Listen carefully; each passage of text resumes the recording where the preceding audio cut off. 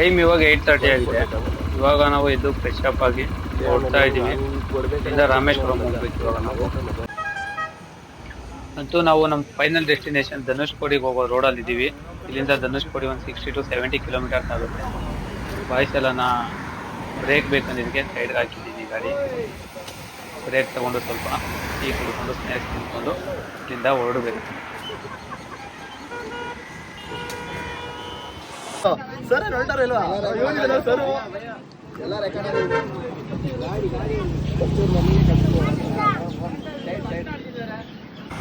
Rameswaram near ಬಂದಿದ್ದೀವಿ. ಇನ್ನೊಂದು 35 kilometres ಇದೆ. ಇಲ್ಲಿ ಲೆಫ್ಟ್ ಸೈಡಿಗೆ ಒಂದು ಬೀಚ್ ಇದೆ, ಆರ್ಯಮ್ಮನ್ ಬೀಚ್ ಅಂತ. 1.5 ಕಿಲೋಮೀಟರ್ ಒಳಗೆ ಹೋಗ್ಬೇಕು. ಇವಾಗ ಹೋಗ್ತಾ ಇದ್ದೀವಿ.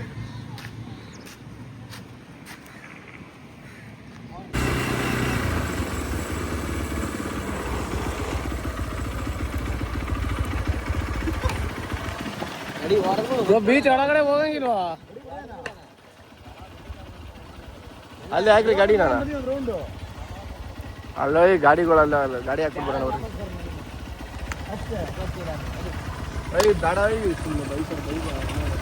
ಇಲ್ಲೇ ಹಾಕೋಣ ಬರೀ ಗಾಡಿ. ಕೊಡಿಯನಾ ಅದು ಬೇರೆ ಏನೋ ಅಡ್ಡ ಆಗ್ತದೆ ಅಲ್ಲಿ ನೋಡೋದೇ.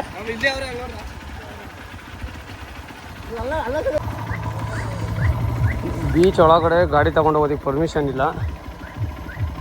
ರೈಟ್ ಸೈಡಲ್ಲಿ ಗಾಡಿ ಪಾರ್ಕಿಂಗ್ ಇದೆ, ಹಾಕ್ಬಿಟ್ಟು ಹೋಗ್ಬೇಕು. ಇವಾಗ ನಾವು ಬಂದಿರೋ ಪ್ಲೇಸು ಆರ್ಯಮ್ಮನ್ ಬೀಚ್ ಅಂತ. ರಾಮೇಶ್ವರಂ ಹೋಗ್ಬೇಕಾದ್ರೆ ಆಂದಿವೆ ಸಿಗುತ್ತೆ. ಅಲ್ಲಿದೆ ಗಾಡಿ ಎಳೆದಾಡ್ತಾರೆ. ಬೀಚ್ ಒಳಗಡೆ ಹೋಗೋದಕ್ಕೂ ಆಗಲ್ಲ.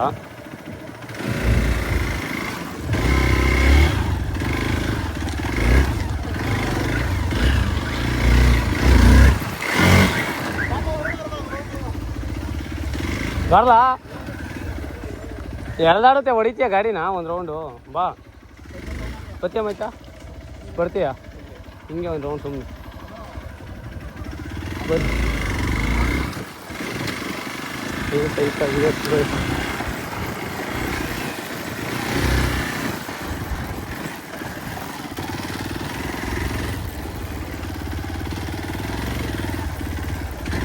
ಇಲ್ಲೇ ಎಳಿತಾ ಇದೆ ಗಾಡಿ.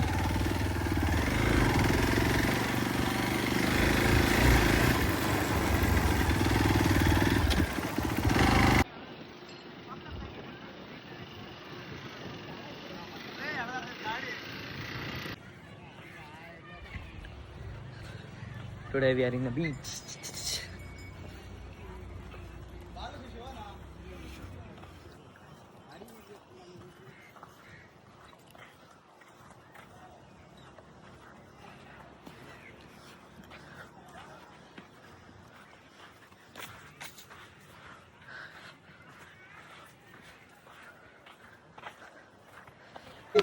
ಇಂಗ್ಲಿಷ್ ಫಿಲಮಲ್ಲಿ ಎಲ್ಲ ಕಾಲಿಟ್ಟಾಗ ಹುಳುಗಳೆಲ್ಲ ಮುಚ್ಚಿಗೆತ್ತವಲ್ಲ.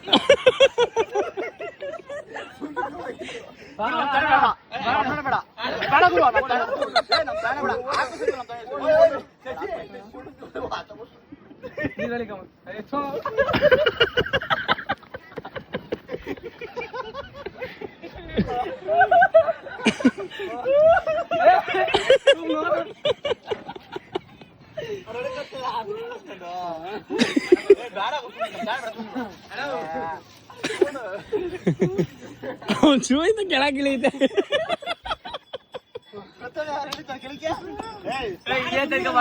ಅವನೇ ಇಳಿಯಲ್ಲ ಇರ್ರಾಜ. ಹಂಗೆ ಓಡ್ಬಿಡ್ತಾನೆ ನೋಡಲ್ಲಿ.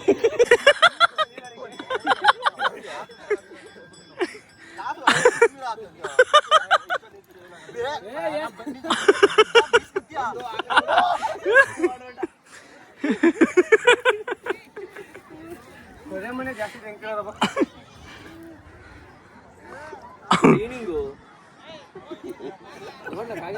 ಬಿಡ್ಬೇಡತ್ತ ಬೊಗಲ್ ಬಿಡ್ಬೇಕತ್ತಲ್ಲಿ.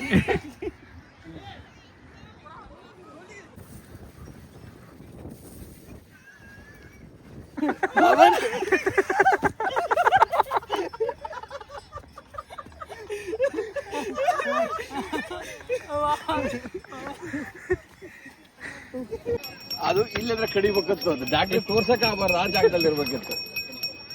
ಇಲ್ಲಿ ಗಟ್ಟಿ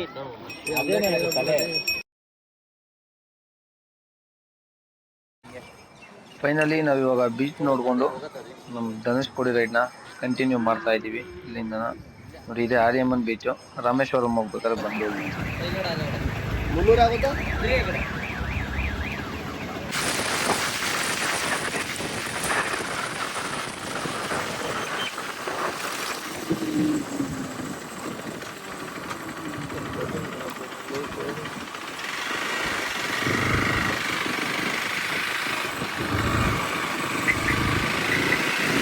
ಮುಂದೆ ಹಾಕಿದಾರಪ್ಪ. ರೈಲ್ವೆ ಬ್ರಿಡ್ಜ್ ಇದೆ ಅನ್ಕೊಳ್ತೀನಿ ಪಂಬನ್.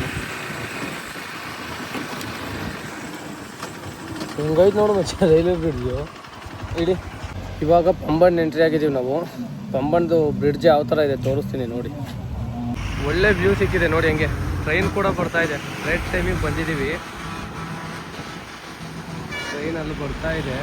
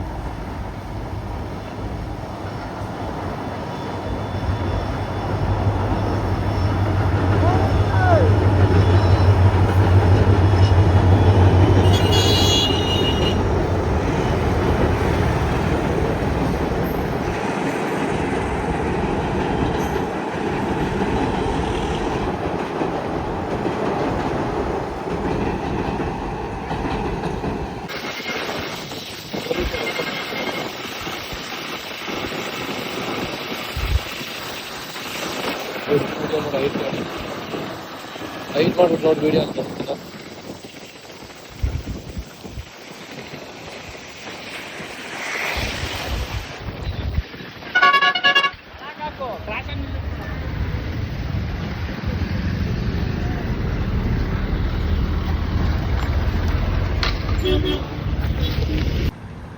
ಫೈನಲಿ ನಾವು ಸಮುದ್ರದ ಮೇಲೆ ನಿರ್ಮಾಣ ಆಗಿರೋ ದೇಶದ ಮೊದಲ ಸೇತುವೆ ಅಂತ ಇದ್ದೀವಿ ನಾವು.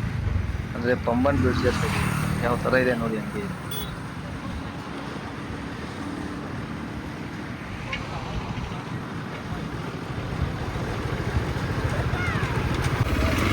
ಫೈನಲಿ ನಾವು ಪಂಬನ್ ಬ್ರಿಡ್ಜ್ ನೋಡಿಕೊಂಡು ಇಲ್ಲಿಂದ ನಾವು ನಮ್ಮ ಧನುಷ್ಕೋಡಿ ರೈಡ್ನ ಕಂಟಿನ್ಯೂ ಮಾಡ್ತಾ ಇದ್ವಿ. ಧನುಷ್ಕೋಡಿ ಇಲ್ಲಿಂದ ನಮಗೆ ಅರೌಂಡ್ 19 ಕಿಲೋಮೀಟರ್ಸ್ ಏನೋ ಇದೆ.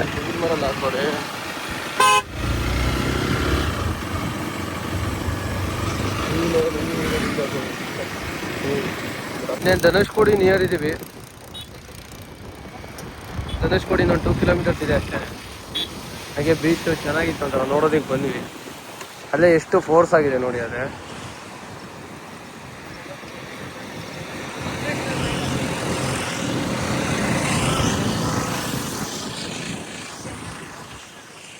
ಬನ್ನಿ ಅಣ್ಣ, ಬರ್ರಪ್ಪ, ಚೆನ್ನಾಗಿದೆ.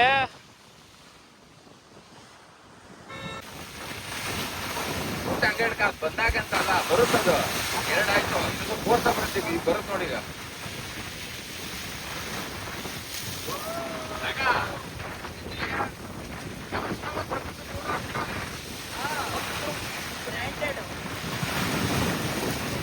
ರೈಟ್ ಸೈಡ್ ನೋಡಿಗ ಗೊತ್ತಾ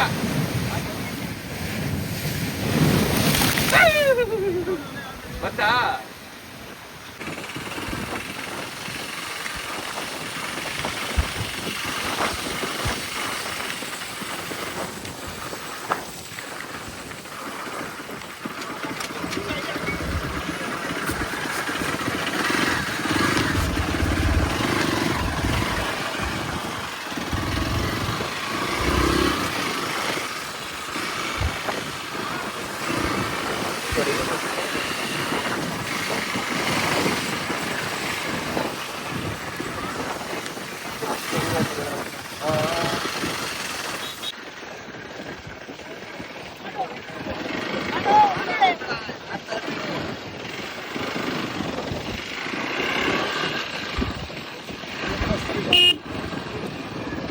ಫೈನಲಿ ನಾವು ನಮ್ಮ ಡೆಸ್ಟಿನೇಷನ್ ಧನುಷ್ಕೋಡಿನ ಸಕ್ಸಸ್ಫುಲಿ ರೀಚ್ ಆಗಿದ್ದೀವಿ. ಬನ್ನಿ ಒಂದು ರೌಂಡ್ ಹೊಡೆದು ಬಿಡೋಣ ಹಂಗೇನೆ ಧನುಷ್ಕೋಡಿನ.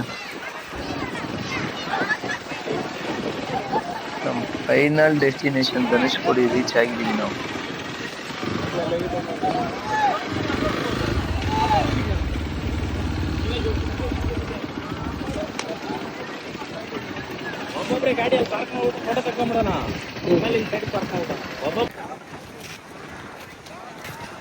ನಮ್ಮ ಡಾರ್ಲಿಂಗ್ ಟೋನಿ ಸೇಫಾಗಿ ಧನುಷ್ಕೋಡಿವರೆಗೂ ಕರ್ಕೊಂಬಂದಿದ್ದಾನೆ.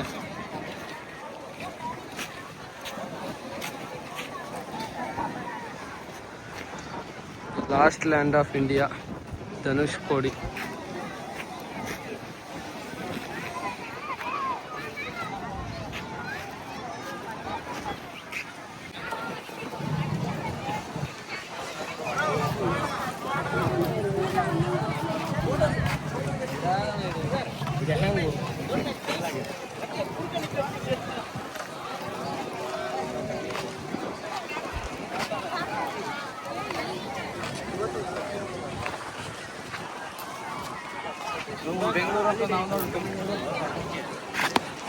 दिमाग में है पूरा आईफोन रखा है इधर ये मत ही आ रहा है इसलिए मारा मत ही आ रहा है सैमसंग में जूम कर रहा भाई वो क्या ಧನುಷ್ಕೋಡಿ ಮುಗಿಸ್ಕೊಂಡು ಇವಾಗ ಇಲ್ಲಿಂದ ರಾಮೇಶ್ವರಂಗೆ ಹೋಗಿ ಅಲ್ಲಿ ರಾಮನಾಥೇಶ್ವರ ಟೆಂಪಲ್ಗೆ ಹೋಗಿ APJ ಅಬ್ದುಲ್ ಕಲಾಂ ಮ್ಯೂಸಿಯಂ ಮುಗಿಸ್ಕೊಂಡು ಅಲ್ಲಿಂದ ನಾವು ಕನ್ಯಾಕುಮಾರಿ ಹೋಗ್ಬೇಕು. ಕನ್ಯಾಕುಮಾರಿ ಹೋಗೋ ಪ್ಲಾನಲ್ಲಿ ಇದ್ದೀವಿ.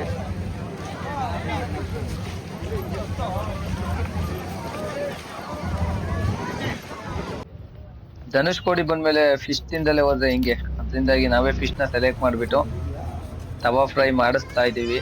ಟೇಸ್ಟ್ ಯಾವ ಥರ ಇರುತ್ತೆ ಅಂತನ ಲಾಸ್ಟಿಗೆ ನಾವು ತಿಂದ್ಮೇಲೆ ಹೇಳ್ತೀನಿ.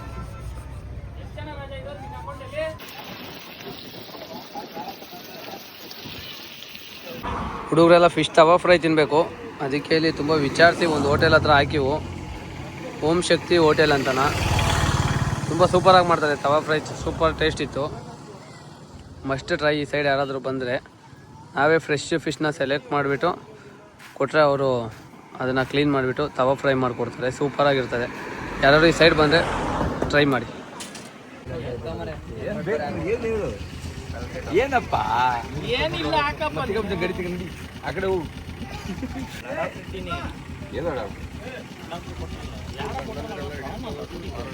ನಮ್ಗೆ ಗೊತ್ತಿಲ್ಲ ಈಗ ಹೇಳ ನೋಡು.